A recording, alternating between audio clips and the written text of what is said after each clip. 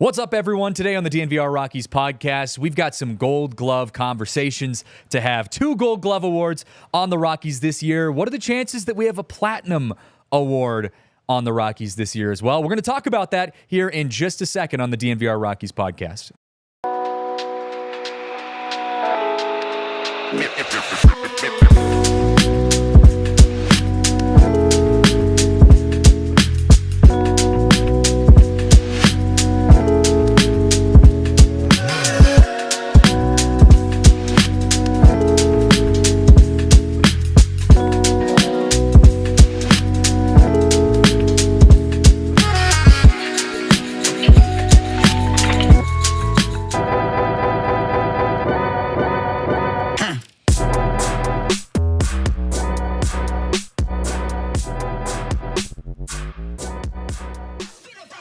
It's a gold rush here in Denver, Colorado.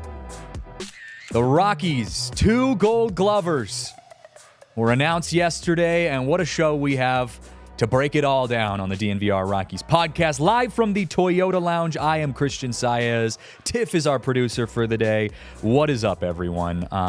What a day. What a Monday. Look, the snow's coming down outside. The election is tomorrow. It's college basketball starts today. Got my first college basketball game of the year today. Later out in Greeley, there's some craziness going on in the college basketball world. It's just it's an all-around great day.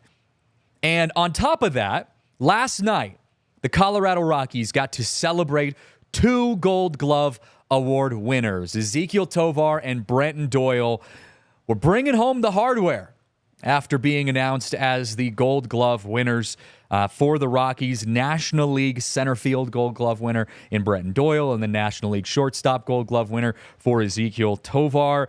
Today's also MLB free agency day. Not going to talk a ton about free agents today, just because I've spent a lot of time last week talking about that, and we're going to get into that more as the week goes on with some other guests. But going to kind of gloss over that topic for the most part today. The main thing you need to know about the free agency day is that as of 3 p.m. today, free agents can sign with up to 30 MLB teams. That's pretty much about it. So, I'm not really expecting the Rockies to jump out of nowhere and start rolling through things here. But just to keep an eye out, because other teams are probably going to start doing that here pretty soon.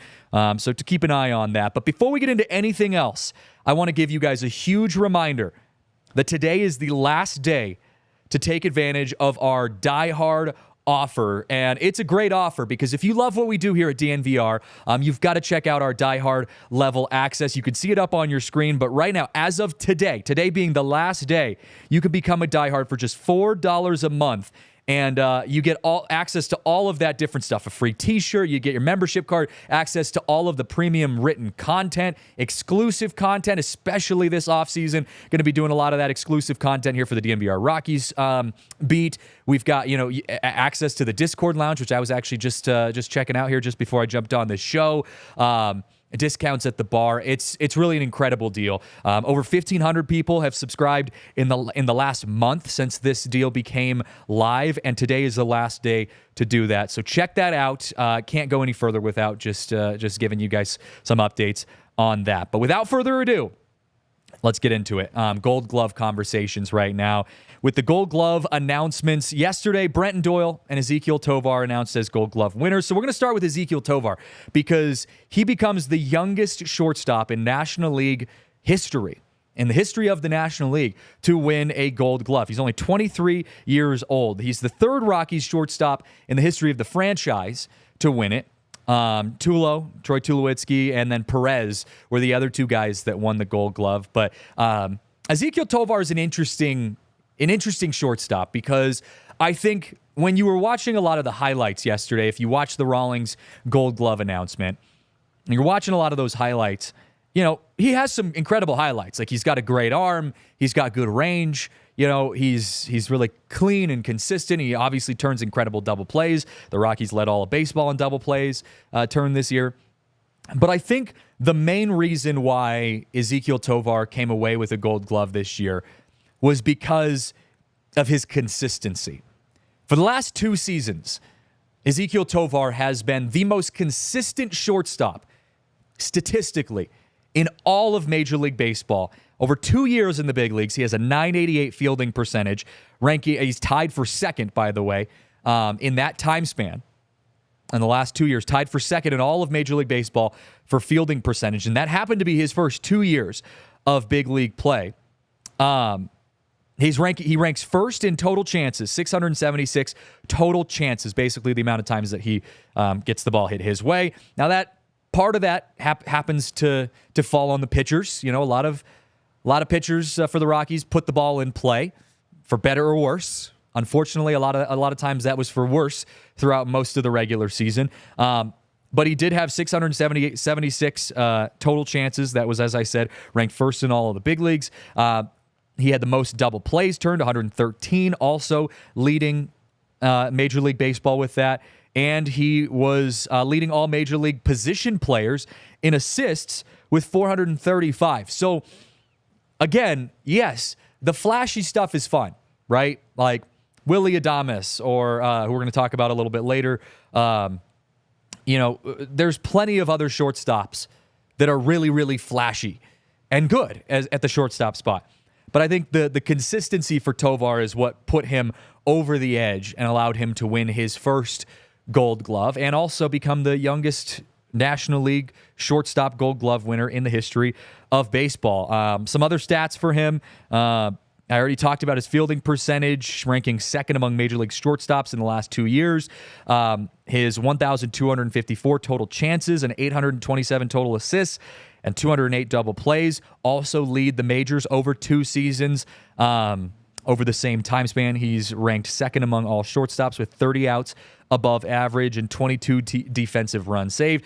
The dude's a stud, right? And there's no denying that despite all of the other issues that the Rockies have as a franchise, hitting, strikeouts, pitching, you name it, defense has been the one thing that you can lean your hat on. You can put your hat on that no matter what, no matter when. I would even argue that there hasn't been a year within the past decade where we haven't had an all-star or Gold Glove position player out on the field, right? And you can go back, like I said, almost a decade where the Rockies have put out a Gold Glove and or all-star defensive position player. And Tovar continues that streak with another one. And then you move into the outfield, and the guy who I think has the best chance to win a Platinum Glove this year for the Rockies is Brenton Doyle. His second Gold Glove, back-to-back Gold Gloves. He was the first player on the Rockies to win a Gold Glove in consecutive seasons since Nolan Arenado did it in 2013, and the first Rockies outfielder to do so since Gonzalez Cargo won it in 2012 and 2013. But Doyle, again, I think, if you're looking at the comparison between Doyle's Gold Glove and Tovar's Gold Glove, yes, Doyle's a consistent player. Like, he didn't make a lot of errors. He only had probably, I think, just a couple, if any. I didn't have his error statistics in front of me. But he was a consistent player statistically. But I think Doyle is completely flipped from what we saw from Tovar. Tovar was that guy that wasn't as flashy, but was just really good all year long, never made mistakes, was just super clean. Anytime the ball was hit his way, he was going to get it. Doyle is the opposite, where, yeah, he's a consistent player, but dude was flashy as hell. And I'm talking like, robbing home runs every single night, laying out, on a ball that's hit 10 feet in front of him and laying out, sliding 15 feet after he makes the catch, jumping up and lasering one over to third to double up the runner, or whatever that looks like. Doyle was as exciting of a player as you could possibly imagine as an outfielder. People compare him to, Varsho over at Toronto. Varsho's he's a great center fielder. Another guy who I think could be up in the Platinum Glove category.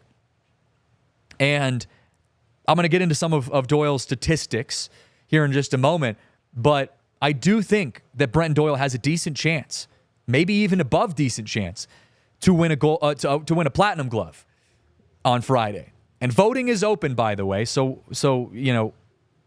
this is all on the fans, right? The managers were the ones who voted for Gold Gloves. If you don't know how that works, the managers vote for the Gold Glove winners. a manager can't vote for anyone on their own team, but they can vote for anyone on the other opposing teams. But for the Platinum Glove, that's on the fans. So in the show notes of this podcast, we have a link up for where you guys as Rockies fans or even just baseball fans can go and vote for Ezequiel Tovar or Brenton Doyle. But let's get into some of the stats before I talk about why I think Brenton Doyle has a good shot at becoming a Platinum Gold Glover or a Platinum Glover by the end of the week. But Doyle, he's the first outfielder in National League history and the third outfielder all time to win a Gold Glove in each of his first 2 Major League seasons. That's a crazy statistic, by the way, or a crazy storyline. The idea that in his first 2 years playing at the big league level, Brenton Doyle won a Gold Glove in both of those years. And look, I know Gold Gloves aren't built around offense, obviously. It's around your defense. But the fact that he was able to get the Gold Glove, his first year, and be recognized defensively for what he does, and then turn around and have another incredible defensive year, but also pick up the bat a little bit more, right? Like that's one of the more important pieces to me about Brenton Doyle is that he is an all-around playmaker for your team. He's a guy that the Rockies can lean on as someone that's going to make plays defensively and get on base offensively. So I know that's not included in the Gold Glove discussion, but got to give credit where credit's due, especially offensively on a team that struggles in that category. As I had said earlier, he's the first Rockies player to win a Gold Glove in consecutive seasons since Nolan Arenado did it. And also the first Rockies outfielder to do so since Carlos Gonzalez did it. His 16 outs above average were tied for second among Major League outfielders, while his 14 runs prevented tied for fourth. His 11 defensive runs saved finished tied for third most among Major League center fielders. And dating back to 2023, his 31 outs above average are the most among Major League outfielders, while his 29 defensive run saves are second most. He also won a Sports Info Solutions Fielding Bible Award this year at center field. He was runner-up last year in 2021, or in 2023, I should say. This year, got the win. He might go for a clean sweep out there in the outfield. The Sports and Info Solutions Fielding Bible Award, a Gold Glove, and maybe even a Platinum Glove. Before I get into this Platinum Glove conversation, I want to also point out that we got double Gold Gloves right now for the Rockies. First pair of Rockies to take home a Gold Glove in the same season since Nolan Arenado did it with DJ LeMahieu in 2018. And the first infielder-outfielder pair to do it since Arenado and Cargo back in 2013, which is a long time ago, surprisingly. 11 years, almost 12 years ago, where we had an infielder and an outfielder combined for 2 Gold Gloves in the same season. So what are the chances that Brenton Doyle wins a Gold Glove? And before I talk about that, I want to first point out why I believe that Ezequiel Tovar doesn't have as good of a chance to win a Platinum Gold Glove or a Platinum Glove as Brenton Doyle does. And it's for the reason that I pointed out in the first place, where winning a Gold Glove for Ezequiel Tovar meant being consistent, not very flashy, just someone who was statistically clean all year round. I think that helped him win a Gold Glove. I think that hurts him when it comes to winning a Platinum Glove. Because yes, a Gold Glove is great, but when we're talking Platinum Glove, we want a guy who's, yes, going to be consistent and not make mistakes and have very limited errors, and his fielding percentage is really high, but also is going to be kind of flashy and have some depth to his game, have the range, have the arm, have all of those things. And while Tovar has that, that's not what he's known for. So I don't want to go as far as to say he's more of a one-dimensional player, because he's not. But I do think that limits him taking that next step. And look, I'm being critical because this is a Platinum Glove we're talking about. You only have one guy who wins this in the National League, right? So it's not to say that Ezequiel Tovar is not an incredible shortstop, and he could very well win a Platinum Glove at some point in his career. He's 23 freaking years old. The dude has so much time. But the reason I think Brenton Doyle has a good chance at possibly winning a Platinum Glove this year is because of his depth as a position player.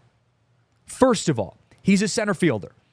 And we all know what center fielders are in the outfield. If you know baseball, center fielders, they're the captain of the outfield, right? They have to have the range, the speed, the agility, the arm strength, and the leadership to take control of the outfield. And you put on top of that Brenton Doyle commands one of the toughest outfield spots in all of Major League Baseball at Coors Field. That's partially why I think he won a Fielding Bible Award this year. So that's the first thing, is that he's playing one of the tougher positions on the field in the outfield. The second part of that is that we all know the highlight reels for Brenton Doyle. He makes incredible diving catches. He's very fast. He's incredibly athletic. He can rob home runs. He can, lay out. He can do all of those things. But the additional factor to Brenton Doyle's game is the fact that he has an absolute cannon of an arm and can throw with accuracy, and showed throughout the season that not only could he take runs away from you or take hits away from guys by diving, laying out, robbing home runs, whatever, but he could throw guys out from the warning track. How many times do we see Brenton Doyle from center field, deep center field, come up on a line and just gun a guy out at third or home, or back pick someone at second on a diving catch? So there's depth to Brenton Doyle's game that I think propels him beyond that. And his improvement from year one to year two, his ability to win the National League Player of the Month for the month of July, all of those things are a factor for him having a potential to win a Platinum Gold Glove. So after the break here in just a moment, I want to share an interesting thing that I noticed that might have some comparisons between this team that we might see next year and the 2017-2018 playoff team. It might be interesting to think about here in just a moment. But before we do, got to give some love to our friends over at UC Health, because right now at UC Health, they want to help you live your healthiest life and be the healthiest version of yourself with the Ready, Set, Co. Challenge. And what the Ready, Set, Co. Challenge is it basically is a goal to help Coloradans get back to their rightful place as the healthiest state in the country. And look, it's winter. I went to the gym this morning, and it's snowing outside.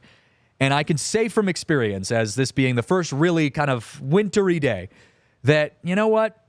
It's harder to go to the gym. It's harder to be healthy when it's like this outside. And I like I said, I could speak from experience. Like last night, it's getting nice and cozy. I wanted to have some nice, like some comfort food, some pasta, and maybe finish out the night with some pumpkin pie and wake up in the morning and, not have to go to the gym, sleep in, stay in a warm bed. But no, you can't do that, or at least do it in moderation. So look, it's not about changing everything with Ready, Set, Co. It's not about, getting rid of all of the pleasures and beauties of this time of year. It's just about doing it in moderation. So, if you're going to have a nice night of enjoying some good comfort food, maybe get up and make sure you go to the gym the next morning, or go take the dogs for a nice long walk, or whatever it is. Make those little changes to help you get to living your healthiest life. So take advantage of the Ready, Set, Co. initiative. Join UC Health's Ready, Set, Co. Challenge, and click the link in the show notes of this podcast, or go to uchealth.org/ReadySetCo. Well, I also want to give a shout out to our friends over at Toyota, because as I had just mentioned, winter is upon us here in Colorado, and you got to have a vehicle that can handle all of the ups and downs that a winter in Colorado can throw at you. And we know, if you've lived in Colorado before, we know how dicey it can be out there, and you've got to have a vehicle that can accommodate for, cold temperatures and some snowy roads, especially if you're driving before the plows get out to the roads. You got to have a vehicle that can handle that. And not all vehicles can. But with Toyota, they have so many options of choices that you can use, that you can get that work great in the snow. I have a Highlander, Toyota Highlander, incredible choice, incredible option. They work great in the snow. You can go with an SUV like the RAV4. You can go with a 4Runner, or you could even go in the truck world with a Tacoma. They have a Tundra. Like, they have some incredible options for cars in Colorado specifically, because of the weather here in Colorado. It's not Arizona. It's not like, you can just enjoy the summer weather all year long. Like, you got to have a car that can handle the roads and the tough weather that we have here in Colorado. So visit your Front Range Toyota stores at a location near you. AutoNation Toyota, Arapahoe and Centennial, Corwin Toyota in Boulder, Groove Toyota in Littleton, Mountain States Toyota in Denver, Stevenson's Toyota East in Aurora, and Stevenson's Toyota West in Lakewood. Toyota is the official vehicle of DNVR.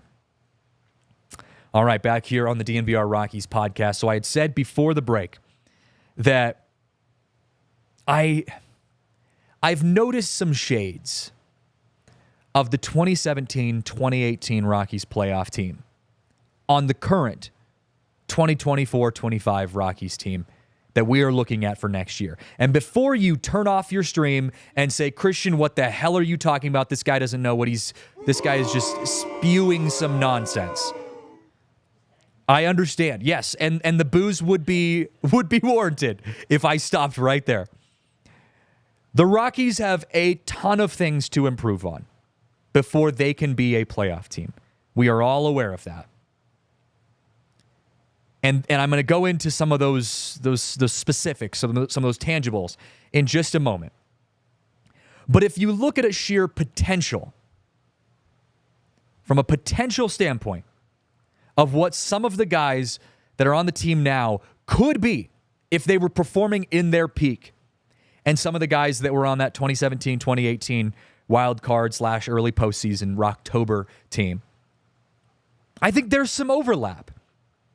Because let's look back at the roster from 2017-2018. You know, I'm averaging out here, but you got Charlie Blackmon, Nolan Arenado, Ian Desmond, Cargo, Matt Holliday, Chris Iannetta, DJ LeMahieu, Ryan McMahon. That's a great roster, okay? And the Rockies today are not that roster.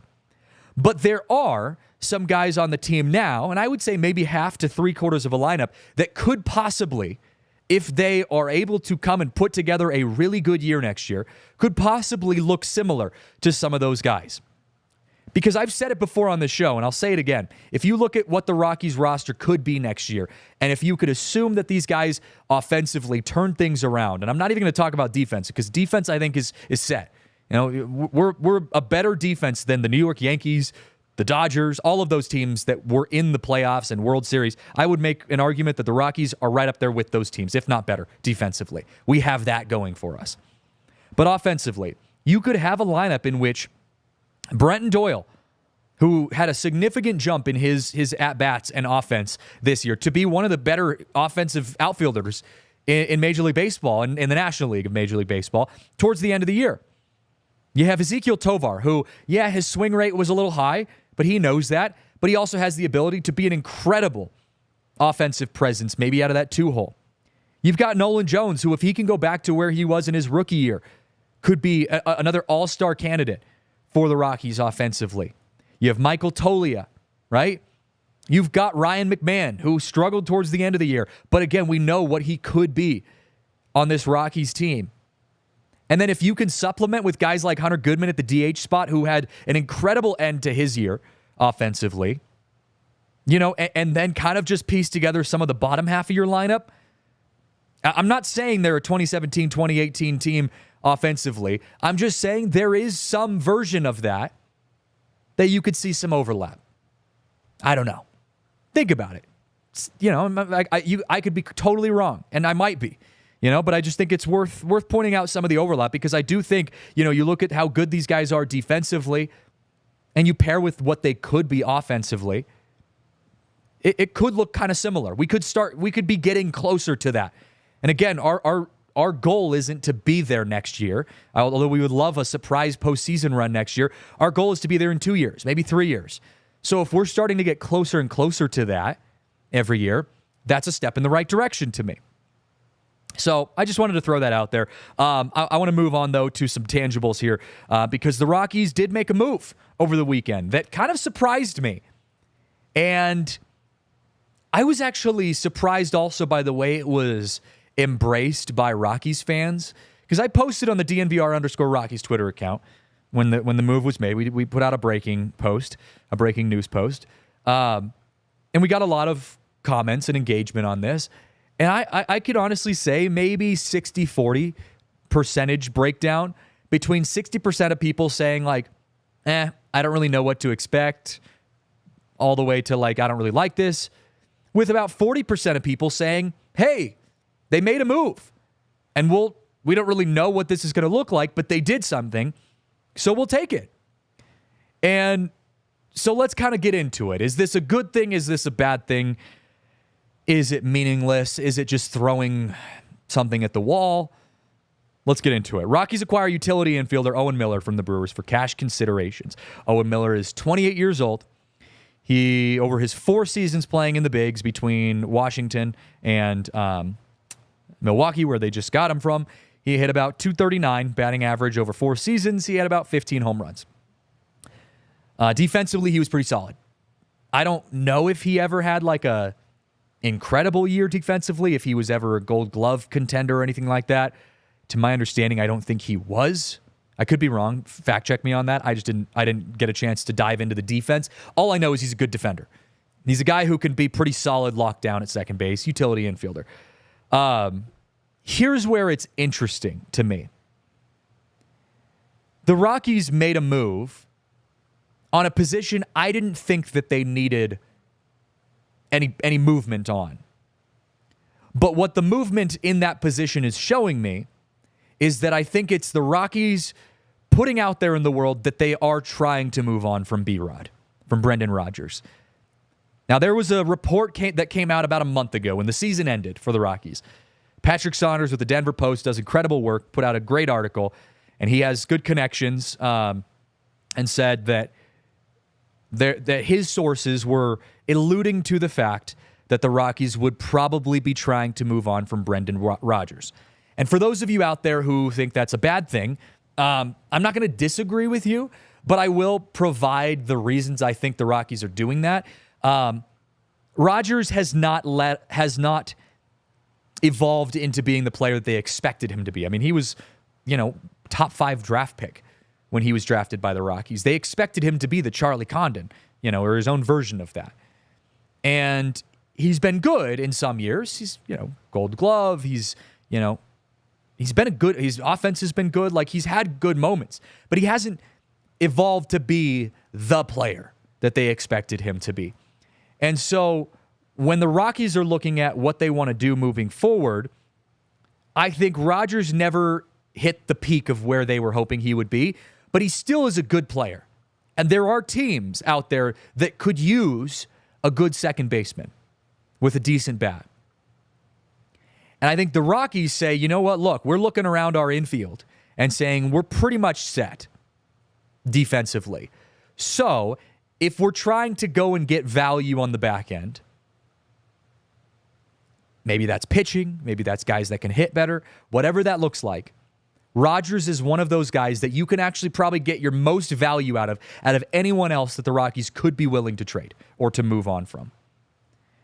So this move to get Owen Miller shows me that I think they're ready to move on from B-Rod. Now, is Owen Miller going to be the second baseman? I don't know, because here's where it gets a little surprising to me. You have a couple good, promising second basemen.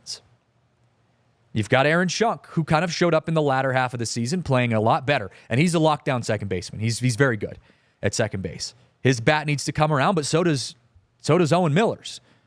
.239 batting average over 4 seasons with 15 home runs total is not going to move the needle offensively. You have Brian Ritter, Adael Amador in your farm system. Now, the thing about all 3 of those guys, though, is that they're all rookies and or young players. And in keeping with the Rockies' theme of their entire franchise, Bud Black, the Monforts, Bill Schmidt, anyone associated with player decisions, personnel decisions, you know that they need to have a veteran option in there. Someone that, unless Aaron Schunk was one of the best Rockies players last year that just locked down the spot like Michael Toglia did at first base, I think that, they absolutely have a history of going towards a veteran presence to hit a position like that. And that's where I think they're going for with Owen Miller. I think the second base spot, they're going to move on from B-Rod, and I think the second base spot is going to turn into the catcher's position for the Rockies, where they say we've got Jacob Stallings, Hunter Goodman, and Drew Romo, and we're just going to see who we want to go with every day. And I will let you react emotionally to that however you please, because I know some people were upset, and some people say, you know what, I don't really care. It's the middle infielder. It doesn't really matter. I think what was a disappointment for me in that move was the fact that I would have rather seen them take a guy who had little to no defense or very limited defensive ability, but a consistent bat. If they had said, we can get a guy who's got a 260 to 285 average, over the last few years, pretty consistent get on base kind of guy, and not just about 15 home runs a year, but we don't really know what you're going to get out of him defensively. I'd take that, to be honest, right now, just given what the Rockies need as a team. So that was my pushback on that move.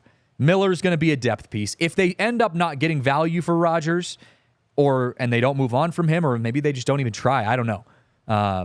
Then Miller just becomes a depth piece. They only moved him, or they only brought him in for cash, so it's not like you lost too much, but I don't know. It was a move.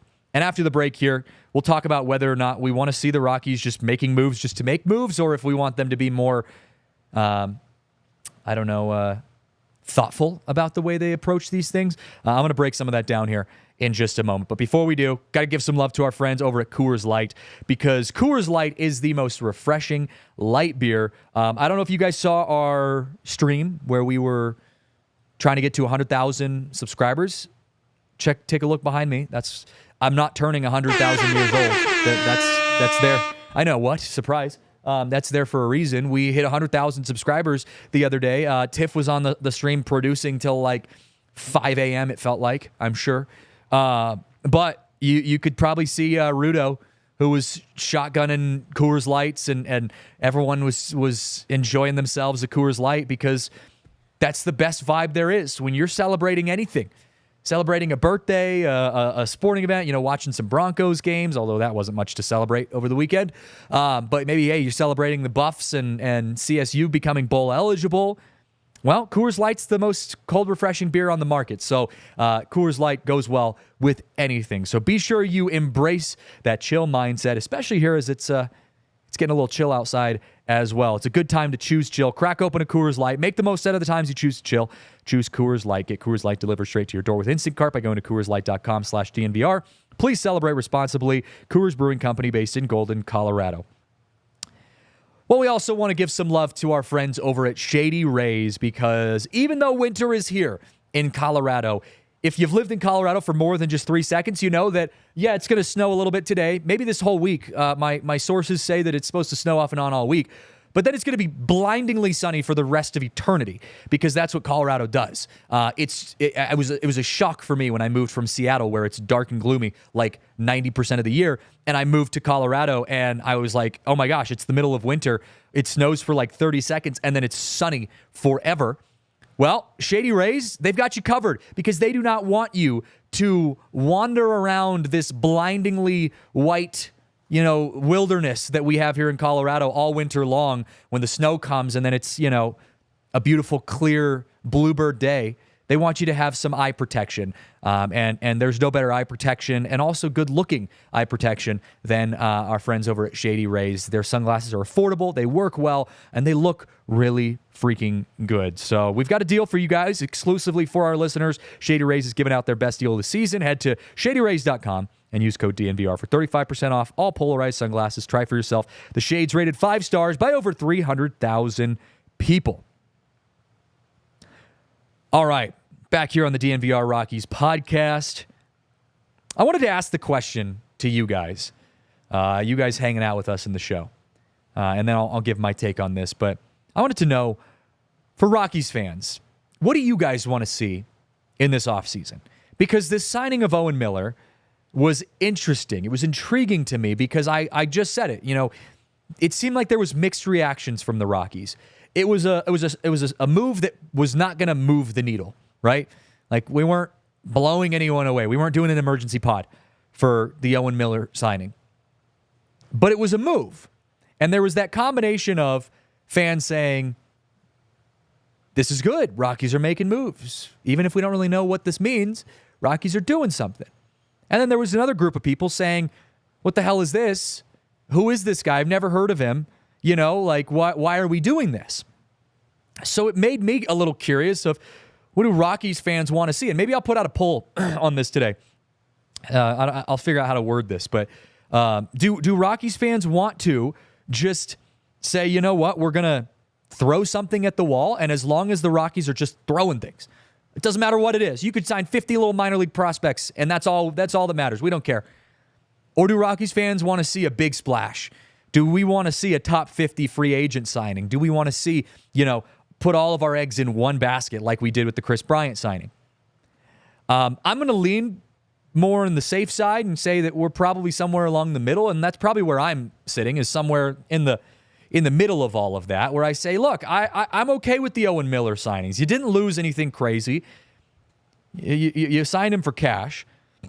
He has the potential to be a depth piece in the infield, can play pretty much anywhere. And you know what? You're not losing out on anything from him. And at the same time, I'm also going to say he's not going to be the answer. He's not going to save the Rockies franchise. He's not going to bring us to a World Series next year. So I'm going to kind of find that middle ground there. But let's get into the tangibles. Let's get into the specifics, because I made a comment on Friday. Tiff was on the show. She clipped it for me. We posted it on DNVR Rockies Twitter, where I said, if you want to sign a free agent this offseason for the Rockies, not just like any free agent either, I'm talking a top 50, top 30, even top 25 free agent. If the Rockies are in the market for a free agent, which we don't even know if they are, but if they want to do that, if they want to bring people, players, good players, to Colorado, you have to shift the narrative that currently resides in Denver, Colorado. You have to be able to convince the baseball world that you are committed to winning. And yes, that's a fun little social media post that we made. And there's passion behind it on my end. But until you get into the specifics, and I said this on the show, I'm just yelling into an echo chamber here, right? Anyone can say, well, hey, guys, we need to change the narrative. I want to say that we're going to be winners next year. If I sat down with Dick Monfort on the show, which I'm sure the Toyota chat would love that. If I sat down with Bill Schmidt on the show, or even Bud Black, and said, hey, guys, do you want to win? They're going to say, yeah, duh. Of course we want to win, and we're going to do everything we can to do that. So it's more than just saying you want to win to shift that narrative. So let's get specifics. It's a three-pronged approach here that I think you have to do to kind of get the free agent market intrigued by whether or not players want to come sign in Colorado. The first being, you got to make moves. That's the first thing. You cannot sit idly by as the entire baseball world scrambles around trying to make their team better and say, we hope that we're going to get better this offseason. Because hope is not enough. Take the Dodgers, for example. They don't hope, they do. They buy, they spend. Take even a smaller team like the Guardians or the Royals. They don't spend very much, but they're very, very particular about the moves that they make. And they're very aggressive about those moves.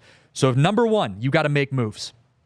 Number two, you got to hype up the positives, the pros in a pros and cons situation. You got to say and really, really hit the advertisement button. You need to hire a PR firm, a marketing company. I don't care what, or turn all of your communications team into marketing pros and say, guys, we need to be hyping up the good things about this Rockies team, because there are good things. The defense is one of the best defensive fielding positions or fielding lineups in all baseball, at least in the National League. And I can say that with confidence. You've got a stellar outfield. You've got a deep infield. That's enough to say, hey, we've got a good defense. Let's hype that up. We've got 2 Gold Glove winners. We might even have a Platinum Award winner. So I want you to be promoting your positives all year long.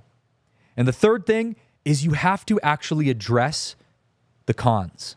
Address the areas in which you are lacking right now. Take initiative. Take ownership. Say, you know what? We did suck offensively last year.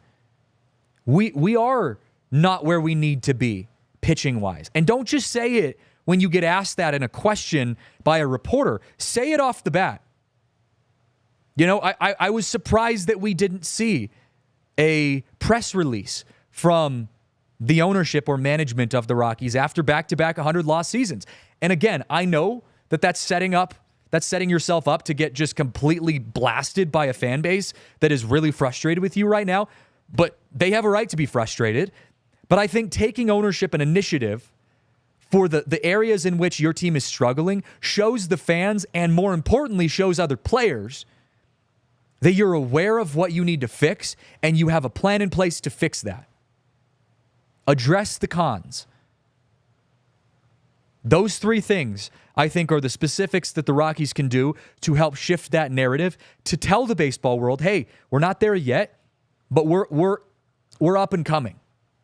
We're in progress, and we are committed to being better. Not just because that's the right thing to say, but because it's what's going to happen. I want to see some prophesizing here. I want to see Bill Schmidt getting up in front of a microphone and saying, guys, we are going to win this many games next year because there's no other option. Losing isn't an option. I want to see that type of intensity and fire out of this front office. So I just, I wanted to address that because I felt like I kind of left that open when I said that last show, where I just, kind of put that up in the air and didn't get into the specifics. So I wanted to follow up on that. I'm going to hit a couple of storylines, take a break, and then after the break, I want to talk about a little super team conversation. But have a couple storylines left before we hit a break. But I don't know if you guys saw this, but there's an interesting story that came out over the weekend that a Dominican Republic prospect, he was a Padres prospect, who was rated as, I think, the top international prospect in all of baseball, was found to have falsified his age. And not just by saying, I said I was 17, I'm really 18. He falsified his age, saying that he was 5 years younger than previously, or 5 years old, or he ended up being 5 years older than it was previously believed. He had gone out and said that he was 14 years old, and everyone thought that he was 14 years old. But in reality, he's 19 years old. He had verbally agreed to a $4 million signing bonus with the Padres. Wow, that's a lot of money. Again, top prospect, top international prospect in all baseball. So since that whole investigation, which is still ongoing, the Padres have withdrawn their $4 million signing bonus and offer. A likely 1-year suspension from baseball is probably coming up. And that's crazy. It is wild that happened. He played in the Dominican Republic U12 Baseball World Cup and the U15 American Championship. Can I just say, can you imagine being like a 14-year-old and playing with this guy who's obviously now 19 in real life, but was saying that he was 14? I don't know much about this player. I don't even know his name. But I remember playing baseball back in the day, and I played in some tournaments where I remember telling my mom after the game, like, are we sure that guy's like 16? That guy has a full beard, and he's 16 years old, and he throws 103 miles an hour. I feel like that's not real. Isn't this a movie?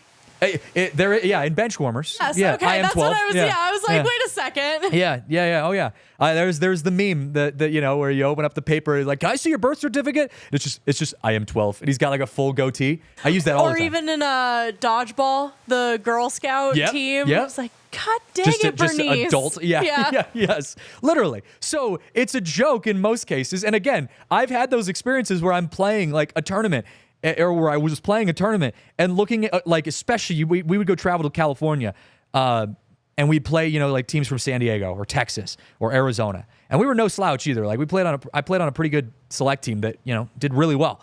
And we'd play teams though from like California, and it would literally be like a 16-year-old with a full goatee who was like 6'5" and threw like 85 miles an hour at like 16 years old. And you're just like, no, like, you're not 16. Like, what are you doing out here?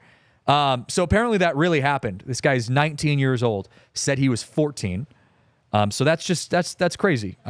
I've just never really seen that like in that scale, you know. I've seen the whole like 1 or 2 years falsified information, but 4 years, 5 years, whew, that'll do it. Wonder if he ever gets to the bigs. It'd be interesting to follow his storyline one day. Gonna hit a break though, but after the break, I want to talk a little bit about super teams. Are super teams a good thing, bad thing for baseball? Is that even a realistic thing in baseball, or is that all just NBA stuff? We're gonna talk about that when we come back. But before we get into that, shout out to our friends over at Bet365, because at Bet365, we don't do ordinary. We believe that every single sport should be epic, and right now, it is the best time to be a sports fan because there are so many different sports you can get involved in with the sports betting world. We've got college basketball, NBA, hockey. I'd love to say baseball, but, that's not happening anymore, unfortunately. Football, though, college football, it's just everything. Everything is out there for you guys. And Bet365 is the place to go because they have so many great deals. And if you use promo code DNVR365 when you sign up, you can deposit $10, choose between either a bet and get offer, first bet safety net offer. You can also use some of our custom DNVR boosts. Bet365 has over 10,000 boosts every single month. They boost specific markets, they boost teams, players, whatever. They've got some incredible deals there. So download the Bet365 app, use code DNVR365 when you sign up. Check out our DNVR boost and see why it's never ordinary at Bet365. Must be 21 or older and physically located in Colorado. Please gamble responsibly. If you or someone you know has a gambling problem and wants help, please call or text 1-800-GAMBLER. Well, we got to give some love as well to our incredible events team here. Mitch Carroll, Spencer Smith, and company all do a great job with our events. And look, if you guys are a fan of DNVR and what we do, there are some awesome events coming up. And I'm going to start by highlighting an event that I'm sure is near and dear to Miss Tiffany's heart. The DNVR Avs takeover versus the Capitals coming up on November 15th. Who's our special guest? Milan.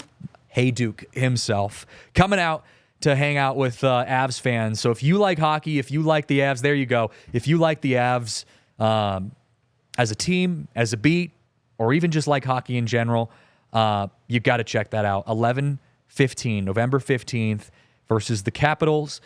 Special guest Milan Hajduk in company. They've got Gizmo, they've got Rudo, they've got Lacroix. Like, they're all going to be hanging out with you guys. So you got to get tickets while they last because I know they are going quick. At thednvr.com/events. Also got a Buffs tailgate coming up against Utah this weekend, Saturday at Harpo's Bar parking lot. That's going to be an early morning tailgate, 7 a.m. start time for that tailgate, which, I mean, it's football season. The early morning tailgates are where it's at.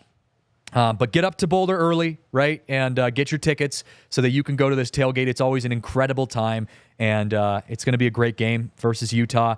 The Buffs are bowl eligible. CSU's bowl eligible. It's a good time to be a Colorado football fan here in Denver. But yeah, check out our events, thednvr.com/events. All right, back here on the DNVR Rockies podcast, talking about super teams. And the reason this came up with two things. First of all, Colin Cowherd went on his show the other day and was talking about how there hasn't been a dynasty in baseball in decades, or at least in the last decade, and how the Dodgers becoming a dynasty or becoming a super team is good for baseball, and that's going to bring more eyes to the game and all of this kind of stuff. And I'm going to push back on everything he said. First of all, has he watched baseball in the last decade? Because the San Francisco Giants won 3 World Series in 5 years. That's a dynasty in my book. As much as we hate that here in Colorado, the Giants were the dynasty in the early 2010s. They won a World Series every even year. So that within itself, in my book, is a dynasty in this decade. Beyond that, though, are super teams good for baseball? And so the second part of why this is a topic for me is because the Dodgers just announced that they're interested in signing shortstop Willy Adames from the Brewers. So if the Dodgers were able to land that, their lineup would be Ohtani, Betts, Freeman, Teoscar, Muncy, Adames, Smith, Edman, Lux. That's a super team. No doubt about it. They are the Golden State Warriors right then and there. They will probably win 50 World Series as long as they have that lineup in Colin Cowherd's thought process. However, if you know baseball, and I talked about this again on Friday, baseball is not linear. And so if we're talking about are super teams good for baseball, I believe if you can say they're a super team, then it's good for baseball. Because, first of all, every good story needs a villain. What is that? A quote from Wicked? I think so. But that's true, though. Every good story needs a villain. The Dodgers are a villain. And you know how much we all were rooting for the Dodgers to lose in this World Series. They happened to win it. They happened to play the New York Yankees. But if you remember back before the World Series started, the Dodgers were an out away from getting bounced in the first round of the playoffs to the Padres, which in my opinion was a better series than the actual World Series. So just because you're a super team in baseball does not mean that you're guaranteed to win the World Series. Baseball, I think, out of all sports, is the sport that leaves the most up to chance, in a way, because of how nonlinear baseball is. It's not like basketball. When you've got the 5 best players in the NBA out on the court, you're going to win those games. Like, you're going to win 5 out of a 7-game series. There's no way around it. There's a reason the Golden State Warriors won like 1 million championships until all of their players got old. Baseball isn't like that, though. So a smaller team can definitely dethrone the big bad super teams. And the reason I say that is because if you go back to the Padres over the last few years, the Padres have been on the verge of being a super team, maybe 1 or 2 guys away from being a super team. Their pitching has been incredible. Their hitting is off the charts. Aside from some of their off-the-field antics, with Tatis getting suspended, all of that kind of stuff, they were on the verge of being a super team. And they didn't even come close to the World Series the last 2 years, and then, got bounced by the Dodgers this year. But they're living proof that, some of the best teams just, for whatever reason, don't have it. So I do think that having the Dodgers become a super team isn't the worst thing for baseball. Now, it sucks that they're in the NL West. Yes, of course. Sucks that they have to play the Rockies more than, we have to play, I don't know, the Brewers or the Yankees, something like that. Like, that sucks. But aside from that, like, it is good for baseball to have that kind of hate and drive from a fan perspective to dethrone these teams. Because if I'm a betting man, I'm saying that I don't think the Dodgers win 3 World Series in the next 5 years. And if you're saying they're a super team, you would expect them to win 3 more World Series in the next 5 years. They could. I'm not saying they can't. I just don't think they will, because baseball is so different in that regard. But it's just an interesting point, and I think it's also something that I think more and more teams are starting to realize.